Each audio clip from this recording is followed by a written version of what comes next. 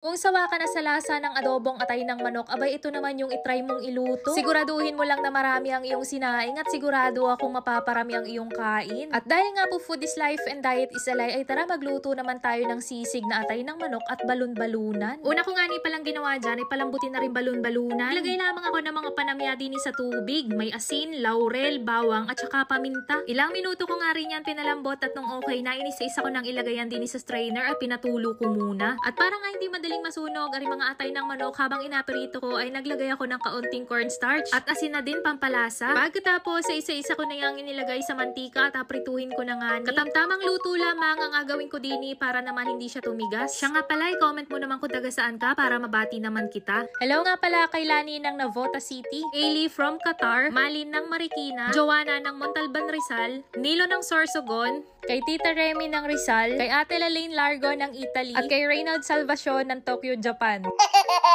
Maraming salamat po sa palaging panonood. Katapos ko namang iprito ari mga atay ng manok ay nilagay ko muna sa strainer at sinunod ko namang iprito ari mga balon-balunan. Gumawa na din pala ako ng sauce dini. Gumamit lang ako dyan ng mayonnaise, toyo, konting oyster sauce, nor liquid seasoning, paminta, asukal. Optional lang to. Gusto ko lang medyo manamis-namis yung lasa. Liver spread, optional lang din to. Meron lang akong natirang konti sa ref, isinama ko na dahil sayang naman kung hindi ko pa gagamitin. Panghuli nga ay naglagay ako ng konting katas ng lemon. Hinalo-halo ko nga lang yan at nung okay na ay sinimulan ko namang gayatin ari mga atay ng manok at saka balon-balunan. Iniwa ko lamang nga ni palayan sa kasagarang laki lamang. At nung okay na, inilagay ko na rin agad sa isang lagayan. Pagkatapos ay agad ko na rin inilagay ari mga ginayat kong sibuyas at sili at saka sinunod ko na rin yung sauce. Grabe, sobrang sarap, talagang mapaparami ka ng kain. Abay, syempre pwede ding pampulutan. Hamus, kain na po tayo. Kung nagustuhan mo nga ang video na to ay paki-like and share naman. Follow mo na din yung page para ma-hit ko na yung 10k followers at para na din sa mas nakakatakam pa natin mga luto araw-araw. Salamat!